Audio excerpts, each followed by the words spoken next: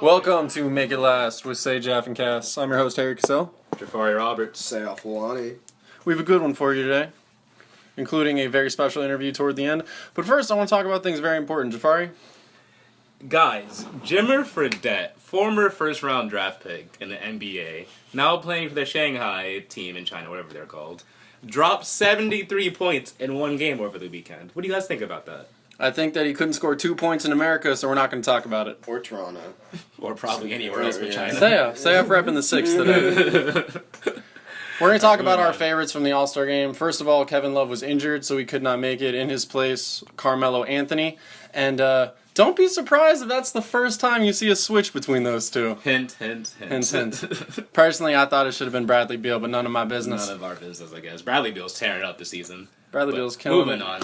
Fat Joe and DJ Khaled were everywhere. Literally all over the place. DJ Khaled was like how Kevin Hart is every year, but DJ Khaled stepped in and he's like, I'm gonna hit threes for charity. And Reggie Miller did not hit a single one. I'm gonna get dunked over by DeAndre Jordan. I'm gonna do it all. I'm gonna do a song with Fat Joe, and they didn't do the Umbrella song. They didn't do Umbrella. I'm in the business of terror. They didn't do it. And we're just gonna skip over the dunk contest. It's a good move. Honestly, it's a good move. Get the dunk contest. Good move. Weak. We're gonna put a link in the bio for this one. If you guys haven't seen it, Marv Albert trying to say Giannis Antetokounmpo is hilarious. I strongly advise you watch it. I strongly advise you watch it because it's very funny. He can't do it. He tries. Antetokounmpo. I don't feel bad for Marv Albert. I feel bad for Black Thought.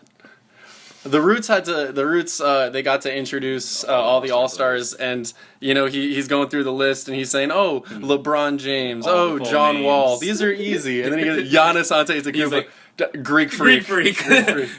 Shouts out to Black Thought, like the official "That is not my job" of All-Star Weekend. Really sly about it too. I thought the Roots did a really good job. Yeah, the Roots are great, honestly. Great intro, great music. There's 1,000 of them. I think they should have just broke out into like a 5x5. Like I think the Roots Celebrity Game might have been better than the actual Celebrity Game. I'd watch the Roots ball. Yeah, for sure. That's a great. I bet they can actually ball. They can actually ball. Yeah. Maybe. I don't know. Let's talk about those jerseys from the All-Star Game. Jerseys weren't good. I did not approve, and I have not approved of the jerseys jerseys in All-Star Game for years now. Maybe it's just me. I really liked those like jerseys when everyone just wore their own jerseys that year. Where it was like Kobe Bryant and Tim Duncan, and they all just wore their own jerseys. T-Mac had the Raptors jersey that year. Yeah, man. That was dope. That was a good move. I think that was the best thing. The only thing that didn't happen during All-Star Weekend that I wanted to happen is Kobe didn't walk out. Kobe didn't come. Terrible. Everyone else was there. Yeah, exactly. Everyone else. Come on, Kobe. I had the black mama. Come on, Kobe. You just dropped the mic and left our lives forever. Yeah. So you guys know that I do research for this show, right? You do so much research, Harry. Enough. So much. I do. You do enough. For 11 minutes a week. You guys know how the All-Star Game was held in New Orleans, but it was supposed to be held in Charlotte, but because of some laws that interfered with the NBA's policy, they moved it.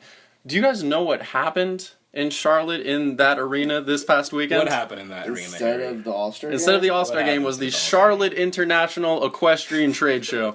So you're telling me that Charlotte gave Still better than the Celebrity the Game. NBA All-Star Game. Still better than the Celebrity Game. Still better than the Celebrity Game. Game. Gave up the NBA All-Star Game for a horse show.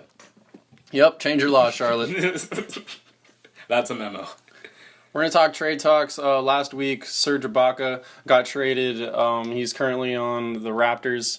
They traded Terrence Ross in a first-round draft pick. For those of you that don't know, Serge Ibaka got traded from OKC on draft night. He got traded for Victor Oladipo, Ilya Slova, and an 11th overall pick, which turned out to be Domantas Sabonis. Who's balling? So basically, they traded Oladipo for Terrence Ross. At the end of the day, when you do all basically what happened was last year Victor Oladipo was in the slam dunk contest and he lost, so they were like, Aaron Gordon lost, we're gonna get us a slam dunk champion. We're gonna get us a slam dunk champion. I'm gonna ship out every pick and every player on this team, but we have that's the only thing the Magic are good for, though. Yeah, I mean they're also pretty good at taking the losing end of trade deals because OKC and Toronto. I don't want to talk about the Magic. I want to talk about Toronto. Is this for real? Does this make them for real? Does this make them a threat to the Cavs in the East? It definitely solidifies them. That front court is deadly now. with... Yeah, that starting five could take a game 6. I mean, but I'm not talking about a game 6. Is it going to do anything? Does it matter? No, Is there a universe where Toronto wins? Well, no. I mean, no. the Cavs just do say have no. some distance. Just say no. Just say no. You're right. I know. There's no universe. And that's another trade that bothered me was this. I called this from like 2 years ago. Cousins is on the Pelicans. DeMarcus Cousins, he's on the Pelicans. Buddy Hield, Langston Galloway, and Tyreek Evans got traded for Omri Caspi and DeMarcus Cousins. DeMarcus Cousins has more threes than Buddy Hield. Fun fact. We make all of our stats up, but that one's real. That one's real. We stole that one from ESPN or a certain sports network. Yeah.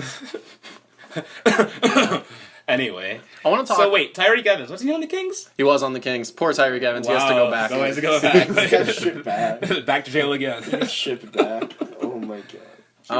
I want to talk about Buddy Hield because honestly, I don't think he's Steph Curry. There was an interview over the weekend with the Kings owner, and he said that he has that Steph Curry mentality and he's that Steph Curry player, but he's not. He doesn't. I don't. He see was it in at college. all. He was in college, but he's not. He has.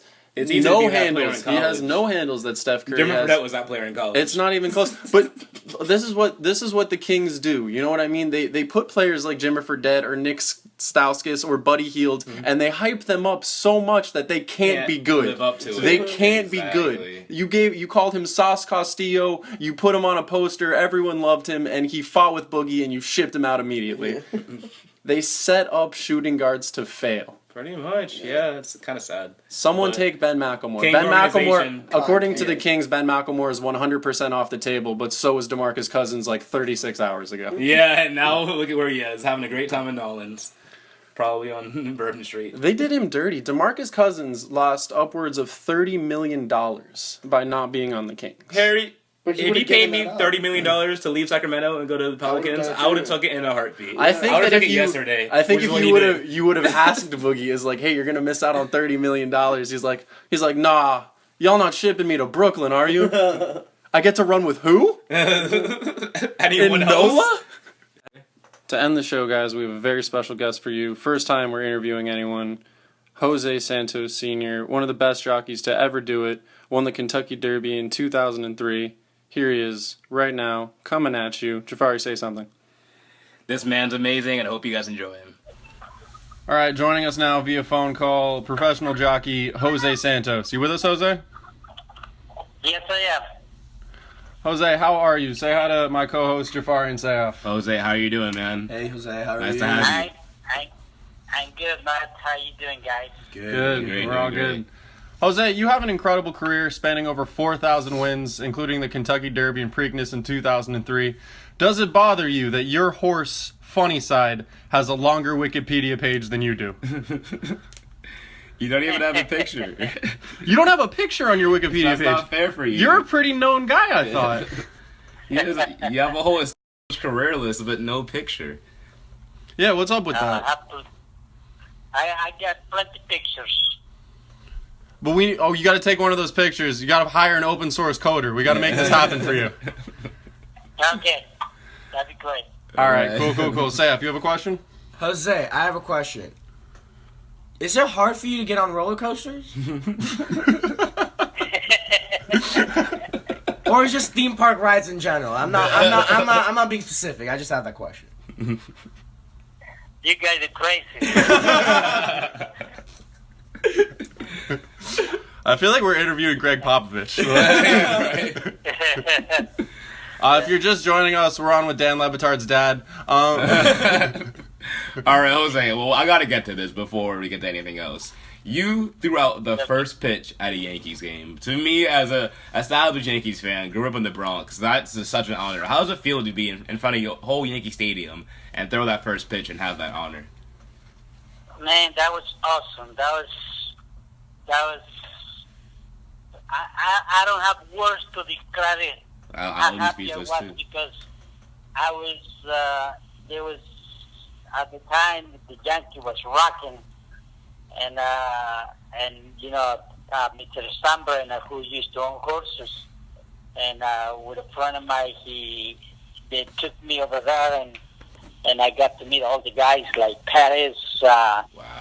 and what's the name, the catcher, The Spanish guy. No, forget it. I'm getting.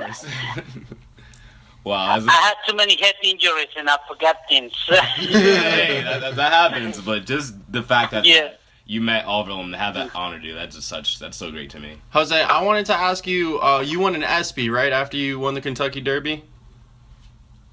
Yes, I did. Uh-huh. How crazy was that ESPY party that you went to afterwards? And I don't mean like the sanctioned regular party. I mean the after party where it's like you and Funny Side and you guys are taking shots of tequila. What was that like? Yeah. Well, Funny Side got drunk. But anyway, it was great because, I meet there Serena Williams.